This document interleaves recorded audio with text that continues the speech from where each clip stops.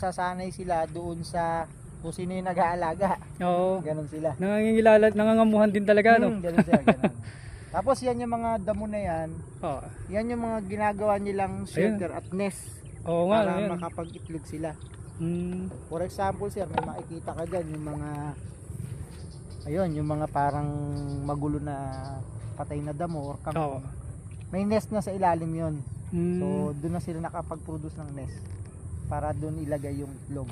Hmm. Yung itlog, hindi mo totally makikita yon dahil tinatabunan din nila ng mga damo. Ah, okay. So malalaman mo lang yon na may itlog pagka tinusok mo siya ng stick at may lumabas na parang langis yung oil.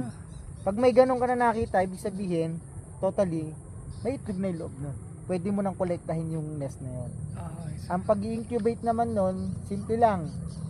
Lagay mo lang sa isang planggana yung nakolekta mong nest, pagpagin mo yon, Oo. lalabas yung mga itlog doon. Oo. Tapos lagyan mo lang siya ng air pump, yung pang aquarium. Within 24 hours o ilang days yon, mamipisa na. Ang bilis, eh. Magkakaroon na siya ng fry. Ganun.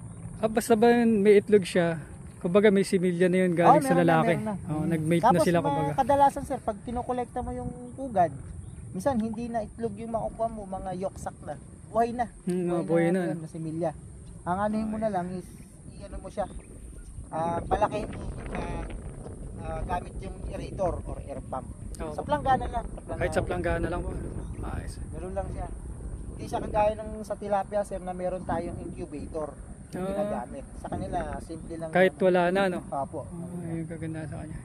Dami rin po pala wala sa inyo. Isa, dalawa, 13 po lahat po 13 pala, dami. Baka ilang hektarya po ito? Walang sa hectare sir, nasa